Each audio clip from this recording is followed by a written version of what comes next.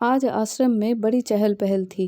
कौशल्या जी और हिरेन भाई दौड़ कर सारी तैयारियां करवा रहे थे। वैसे यह आयोजन कोई पहली बार नहीं हो रहा था उनके यहाँ। अक्सर ही कुछ दयालु भावुक लोग अपने बच्चे का जन्मदिन अनाथ आश्रम में मनाने आते और बच्चों में फल, कपड़े, मिठाई, खिलौने बांट जाते। साथ ही आर्थिक मदद भी कर जाते आश्रम की। कौशल्या जी, प्यार से बच्चे उन्हें यशोदा जीजी भी कहते। काम यशोदा वाला ही था उनका। बरसों संतान सुख से वंचित रहने पर अपनी इस पुश्तैनी जमीन पर यह अनाथ आश्रम खोल लिया था उन्होंने। बच्चों के दुख के आगे अपना दुख कम लगता उन्हें। आश्रम के पीछे रहने वाली आंटी और उनके बच्चे को भी मैंने साथ खेलते देखा। मैंने एक दिन झांक झांक कर उनका घर भी देख लिया था। घर ऐसा ही होता होगा ना। राजू चुप था। क्या बोलता, कैसे समझाता, जब आज तक अपने आप को समझा नहीं पाया। 15 साल पहले कोई इसी चौखट पर छोड़ गया था उसे। क्यों, नहीं जानता। तब से यही घर और यही माँ बाप। उसके बाद कितने ही बच्चे आए। कोई झाड़ियों में मिला, कोई नाली में, कुछ के माँ बाप किसी दुर्घटना में ख़त्म हो गए। सब छीन लेना किसी से, लेकिन भगवान किसी बच्चे से उसकी माँ की गोद मत छीनना। बच्चों में ही अपनी संतान की छवि देख वे तृप्त हो जाती। वे और हिरेन भाई माँ बाप बनने का प्रयास करते।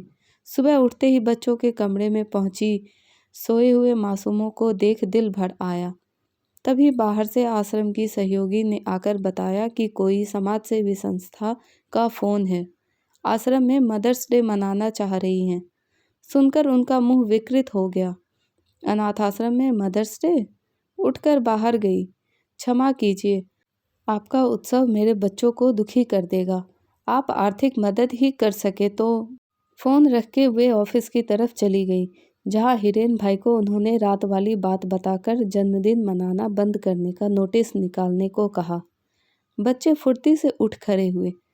अपनी अलमारी में से जो भी रंग, कूची, मोती, सिक्के, चमक, लड़ियाँ, रिबन थी निकाल लाए। राजू पहले ही तैयार बैठा था। सबने मिलकर एक बड़ा सा कार्ड बनाया और उस पर लिख दिया, हमारी माँ यशोदा माँ। एक दूसरे से छुपाकर रखी चॉकलेट निकाली तो सब एक दूसरे के छुपे खजाने को देख हंसने लगे। उधर यशोदा जी हैरान थी कि रविवार को देर से उठने वाले नन्हे शैतान आज इतनी सुबह कैसे। दरवाज़ा भी अंदर से बंद है।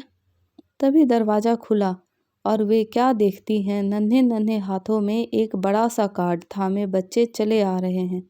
आंखों में आ गए आंसुओं की वजह से कार्ड पर क्या लिखा है वे देख नहीं पाई, लेकिन उन मासूम आंखों में क्या लिखा था उसे पढ़ने के लिए किसी भाषा की ज़रूरत नहीं थी। उन्होंने दौड़कर बच्चों को गले लगा लिया और उन्हें चूमने लगी। दोनों तरफ कई जोड़ी आंखों से बहते आंसुओं ने मन का विषाद धो डाला था।